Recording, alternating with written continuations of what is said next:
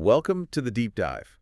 We are jumping straight in today because we have a stack of sources that are, well, they're incredibly dense. They really We've are. got material covering everything from, stunning legal reversals to some really high-stakes political messaging. And global security discussions where the United States is conspicuously left out of the room on purpose. Right, and this all happened just as many of you were probably trying to pause for the holiday. It's a classic deep dive scenario, isn't it? You have this critical information that just gets buried under all the noise and, frankly, the bad timing. So what's our mission today? I think we have to cut through that static. We're going to give you the strategic high points, the most significant implications of all this legal and political chaos. And connect how these sort of domestic fights are directly impacting our global standing. So let's jump right in with the news that broke in Washington, D.C., the shooting incident. It was a horrific incident. 2 National Guard members were shot just a few blocks from the White House. Both are in critical condition. And these Guard members were deployed as part of those high-visibility patrols in the area, right? That's right. And initially, the facts seemed pretty straightforward. Mayor Muriel Bowser called the attack targeted. Okay, but targeted how? I mean, our sources note it's not clear if that means targeted at the National Guard in general, or if these 2 specific individuals were selected for some reason. Exactly. And the shooter was identified as a 29-year-old immigrant from Afghanistan who, at the time, was being uncooperative with the police. And that, of course, immediately spurred a very aggressive political reaction. Oh, almost instantly. Donald Trump released a 6-point statement that basically framed this entire incident as an existential crisis for national security. His response was clearly designed for maximum political impact. He called the shooter an animal, the incident an act of terror. He used it to claim, "This proves," and this is a quote, "the single greatest national security threat the country is facing." And crucially, he blamed the Biden administration, alleging they let in 20 million unvetted foreign nationals. Which led to his announcement that he would halt all immigration from Afghanistan and, seek to deport Afghans already here. So that was the political narrative at midnight. A very clear, very aggressive story. It was. But here is where subsequent reporting, the actual context, just completely upends that entire message. Okay, so let's unpack this political grenade. The suspect's name is Ramanullah Lakhanwal. He arrived under Operation Allies Welcome Back in 2021. Right. But here's the key detail. Lakhanwal applied for asylum, and that application, it was approved by the Trump administration in April of 2025. Wow. Yeah, it's a stunning political self-destruct moment. Because the entire premise of his attack, that this was a failure of the current administration's vetting, it just completely collapses. It completely collapses. The irony is just, it's palpable. The very administration leveling the criticism is the one that gave the approval. So that makes exploiting the story politically almost impossible for him, right? Yeah. I mean, is there any way for him to pivot? Could he argue the delay in vetting was the problem, or blame it on people he left behind? He could try, but it's so much harder to deliver that clean, decisive message. The sources we're looking at suggest the story is already fading fast, and it's precisely because the narrative got so messy. And there's another problem for him, too. The victims were National Guard troops deployed as part of his D.C. occupation. That's an uncomfortable connection. It is. For the political narrative to stick, you need simple villains. And when your own administration is tied to the approval, well, the villain becomes a lot more complex. A truly fast and sharp reversal. And speaking of stunning reversals, let's pivot to the legal landscape, which delivered maybe the biggest shock of the holiday: the complete collapse of the Georgia election interference case. This was the big one, the sprawling RITO case. That's the Racketeer Influence and Corrupt Organizations Act, for anyone who needs a reminder. Usually used for, the mafia. Right, for organized criminal enterprises. And this case involved Trump and 18 co-conspirators. It all started to derail, you might remember, when DA Fani Willis and her boyfriend were removed from the case. So that brought in Peter Skandalakis to either take it over or wind it down. He chose to wind it down, recommending dismissal. And Judge Scott McAfee accepted. This is where the legal analysis gets highly contested, to put it mildly. Skandalakis' justification for dropping the case really stretched the concept of benefit of the doubt to its absolute limit. He suggested that Trump's call to Brad Raffensperger, the one asking him to find 11,780 votes, could be seen as a polite inquiry. A polite inquiry. It's an astonishing phrase. It really is. A polite inquiry is what you do when you ask a waiter about the specials for the night. It is not what a sitting president does when he's asking a state official to overturn an election result by a specific number. And it also just completely ignores Raffensperger's own account of the call from It 2021. does. Raffensperger wrote, "The president was asking me to do something that I knew was wrong." I mean, it's very clear. So is that level of benefit of the doubt normal in a huge right to case? Or is this, unique because the defendant used to be president?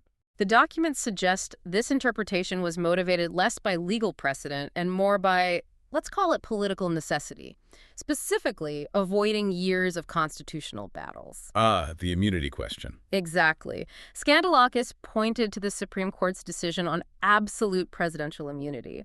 He basically argued that if he went forward, the appeals would drag this thing into 2029, 2030, maybe even 2031. And his argument was that such a massive delay wouldn't serve the citizens of Georgia. Right. So in essence, the defense strategy of delay, delay, delay worked. The delay itself became the mechanism for acquittal. Justice delayed is justice denied. But the sources also point out that Skandalakis had another option, didn't he? A very clear alternative.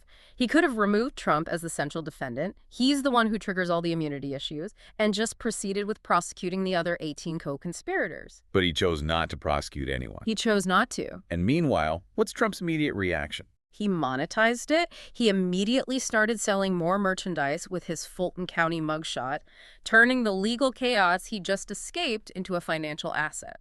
It's the strategy, isn't it? Every legal problem becomes a political or financial opportunity. But what about the other state cases? Well, the overall picture is messy. There was a setback in Michigan. The case against the fake electors there got tossed out. The judge ruled they were basically stooges who didn't know their actions were illegal. But Nevada is still on. The Nevada case is proceeding, yep. The state Supreme Court settled a jurisdictional fight, so that case can move forward in Las Vegas. And Arizona's stalled. Yeah. That case has 18 defendants, Giuliani, Meadows. It's stalled because the AG is appealing a judge's ruling to send it back to the grand jury. The judge felt the initial indictment didn't explain the Electoral Count Act well enough, so even there you see these technical delays just compounding. It really does seem like the momentum in these cases has slowed way down. That's a good way to put it. Okay, shifting gears to straight-up political messaging. Yeah. Which is all about optics. We saw a couple of massive unforced errors this week, own goals. The first one was about the Affordable Care Act subsidies. Yes.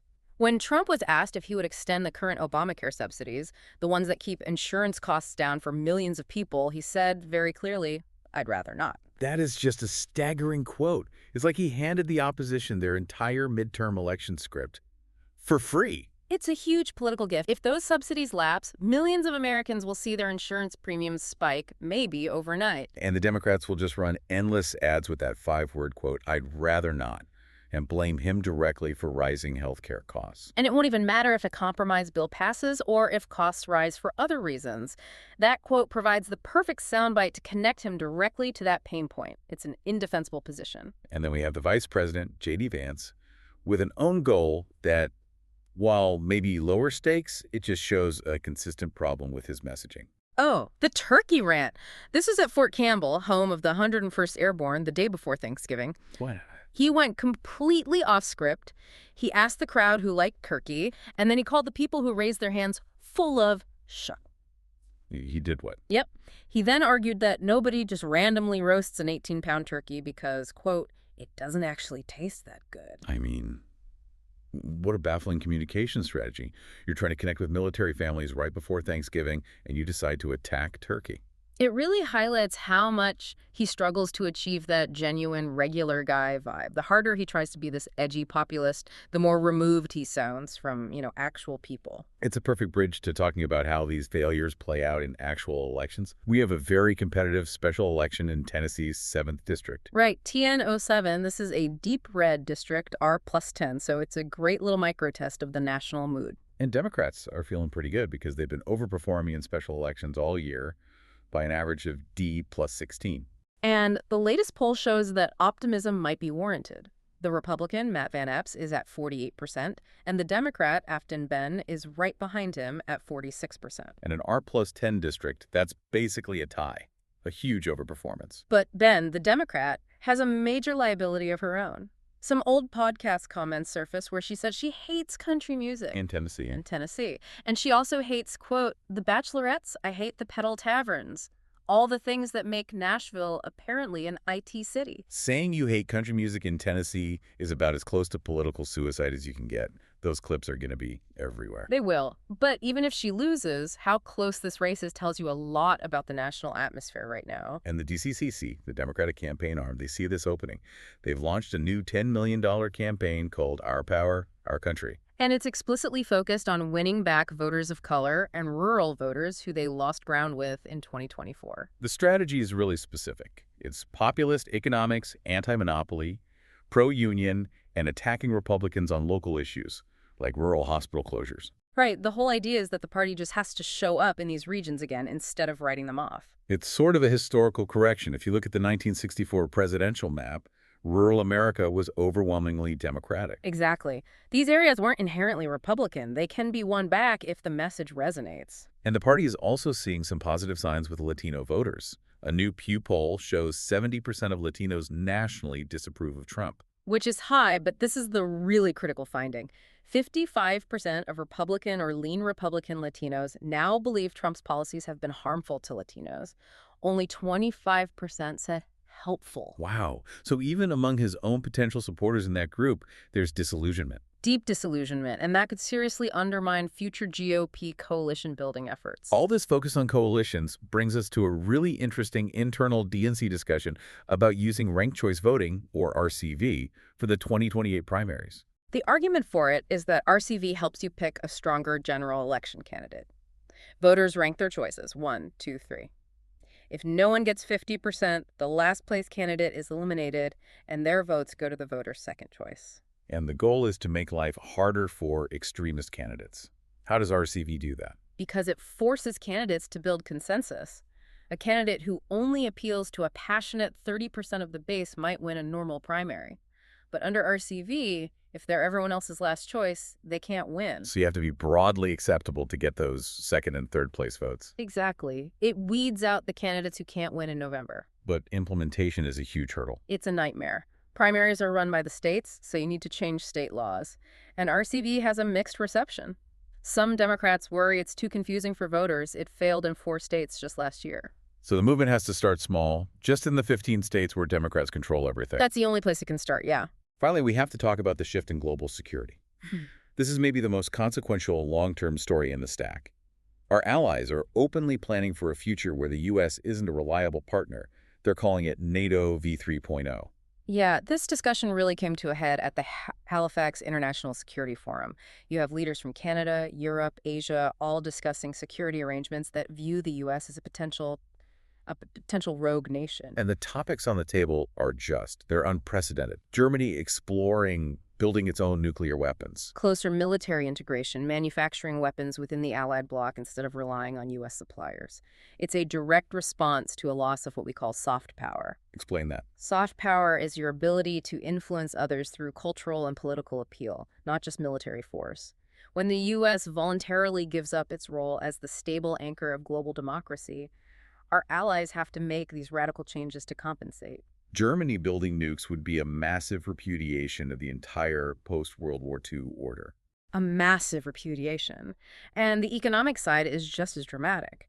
They're also talking about forming a massive free trade zone that would explicitly exclude the United States. So if Canada, the UK, Europe, Japan, South Korea, and Australia all form a single trade and security bloc without us, that completely changes the global economic structure. It fundamentally alters it. It diminishes the dollar's influence. I mean, this is a historical anomaly, the world's most powerful country actively driving away its most loyal allies. It's a really striking contrast when you look at how other democracies handle these things. Like in Brazil, former President Jair Bolsonaro was convicted and sentenced to 27 years for plotting a coup. Right. And he's barred from running for office until 2030. Now, he gets VIP treatment in prison, but the point is the rule of law responded. There was accountability, and it was swift. It's hard to ignore the contrast with the systemic delays we're seeing in all the U.S. cases. Very hard to ignore. And just quickly, on digital integrity, Twitter now lets you see an account's true location. And it's exposing a lot of fake political accounts. Yeah, like an Ivanka Trump account being run out of Nigeria, or Patriot accounts being traced to Pakistan or Thailand. It's a start. But the challenge is VPNs, right? Yeah. Virtual private networks that can mask your location. It's a huge challenge. The sources suggest a possible countermeasure would be for platforms to just block connections from the 10,000 or so known global VPN servers and prioritize content from a reader's actual country. Okay, so we've covered the whiplash reversal on the D.C. shooting, the decay of legal accountability in the Georgia RIKO case, and this intense, targeted battle for voters across the country. I think the major takeaway is the sheer scale and speed of these adjustments happening globally. While our legal system is struggling with the complexities of presidential immunity, our allies are deciding they just can't wait for the U.S. to stabilize. They're actively building a new world order without Washington at the center. So with that in mind, and given this intense global discussion about NATO v 3.0 and a massive economic bloc that intentionally excludes the United States, we want to leave you with this. What would be the real non-military cost to the U.S. economy and its influence if a unified bloc of our closest allies, Canada, Europe, the U.K., Japan, South Korea, and Australia, actively shifted their economic and political power away from Washington?